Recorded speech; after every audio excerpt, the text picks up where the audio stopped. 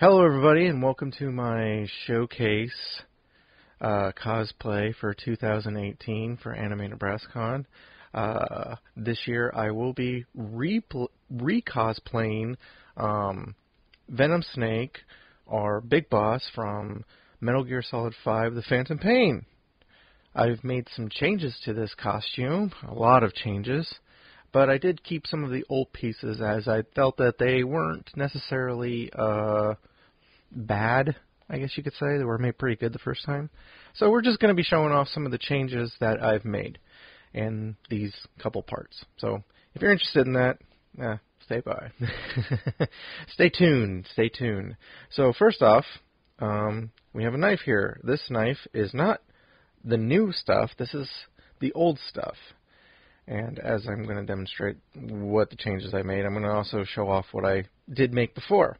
As some of it I'm going to be throwing away, and I kind of want to document it. So, this is the first knife I made. It was supposed to look like this, as you can see on the screen now. It is the knife that is used in the game. This was kind of a rush job, and I kind of struggled with this one for a little while, to be honest. I didn't know how necessarily I was going to do it. I did want to make it out of foam, as I have several foam swords, and I kind of got the idea for that, but unfortunately they don't make foam knives, and I don't know why. I would like to stress right off the bat here, don't bring real weapons to cosplay events or cons. It's not necessary. You don't need to do it. There's alternatives. You can make your own stuff like this. It's all part of the fun of cosplay anyway, to make your own stuff anyway. And if you can't make your own stuff, you can always buy it. Unfortunately, you can't buy foam knives, and I know how frustrating that can be to some people, but you can make your own foam knife. I made this one out of EVA foam, and I used some, like a toy plastic knife for kind of the basis, and I got really far away from that as I went along. As you can see, it kind of does this weird curve up. But that didn't really matter at the time because I would be holding it like this anyway for pictures and whatnot. So this part was the only part that really mattered, and the part at the back was the part sticking out of the holster.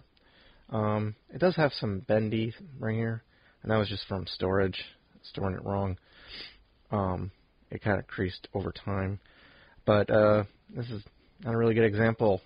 This is the old knife, so oof, get out of here. What's the new knife? Well, this is the new knife. Oh, hold on, a little cutty cut. So this is the new knife that I made. As you can see, it looks a lot better than the old one. There is some little minor defects that I could have fixed, but I like those little minor defects just because it kind of gives you a good example of what I could do better in the future. This one was just, I could have made my seams a little bit tighter, but and you might be wondering why this is a little thicker, just because I don't want it to look like a real knife. I don't want to get in trouble for something like this, so I left this intentionally thick just so it's really obvious that this is not lethal at all. And again, you're going to be holding it like this anyway. So this one looks a lot closer to the real one. It's a lot bigger. I used a paint strip, or one of those wooden paint stirrers that you would get at any hardware store. They pretty much give them away. So if you were looking to make something like this, a knife like that, that's a good cheap wood. It's easy to sand and shape to the way you want. And I basically used it as a kind of a template in here. So, or a template, kind of just a solid piece in there so it won't bend when you use it. So, yeah, it's all foam, soft, and compare it, and I'll show it side by side with the old one. It's a lot bigger. And so stay tuned for part 2, and I'll show you something else that I did. I got the little snake here because it's a little Venom Snake. Metal Gear.